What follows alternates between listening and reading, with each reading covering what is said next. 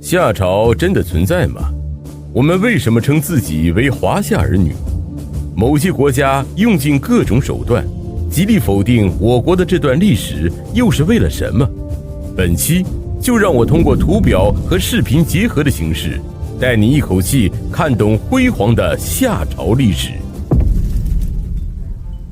在夏朝时期，我国已从石器时代进入了青铜器时代，战士穿上了兽皮做的铠甲，延续数千年的沉祭仪式也是在这时被发明的，并且在夏朝还发现了我国历史上最早的夏石，为华夏文明的发展打下了良好的基础，可以说甩了世界其他民族不止几条街。同时，夏朝也是中国史书中记载的第一个世袭制朝代，共传14代17王，国祚约471年，后被商朝所灭。在大禹之前的上古时期，都是谁有本事谁来当首领，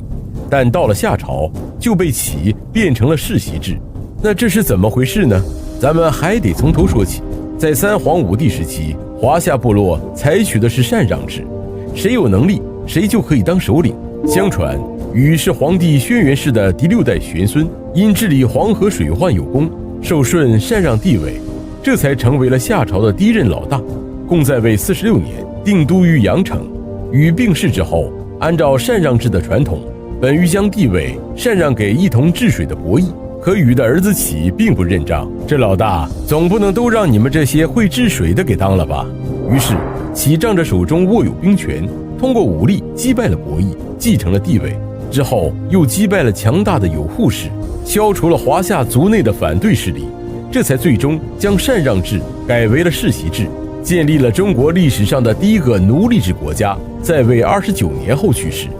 可从启的儿子太康开始，世袭制的缺点就暴露了出来。太康作为启的长子，也想像父辈那样过着骄奢淫逸的生活，尤其对打猎情有独钟，不理政事，这就更加激化了国家内部的矛盾。当时东夷族有个部落叫做有穷氏，他们的首领叫后羿，就是上古时期射掉了9个太阳的大羿的后代。有一次，后羿听说太康又去洛水北岸狩猎了，而且还玩了嗨了，一连去了几个月都没有回来。后羿二话不说，直接出兵抄了太康的后路，夺取了国政，史称太康失国。名义上太康在位29年，但实际上掌权的仅有2年。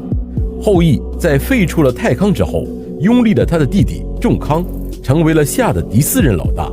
仲康名义上在位13年，但实权依旧被后羿牢牢地把控着。但仲康是一个有理想的好青年，本着能动手就别吵吵的原则，说干就干，于是派兵前往征讨后羿，没想到却把自己干得一郁而终。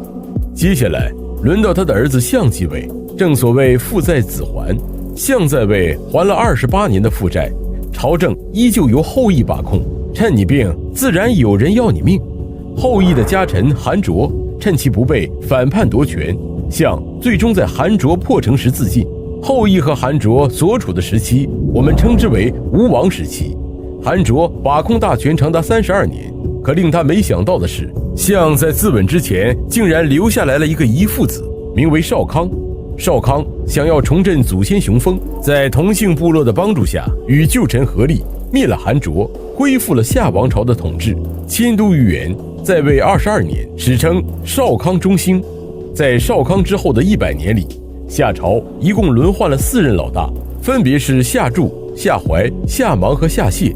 这爷4个整得都挺好，发明了一种用兽皮做的战甲，使士兵的战斗力剧增，并开始大举征伐东夷，扩张了夏朝的势力范围，使夏朝国势进入鼎盛时期，还开创了延续1000年的沉祭仪式。夏谢去世后，他的长子不将担任起了夏朝的第11任老大，但从不将的儿子孔甲开始，夏朝就有点要走下坡路的意思了。先是不将担心儿子孔甲性情孤僻，治理不好国家，决定改变传子制度，传位于他的弟弟赟。赟在位21年，算得上是平平安安，病逝后将王位传给了自己的儿子瑾。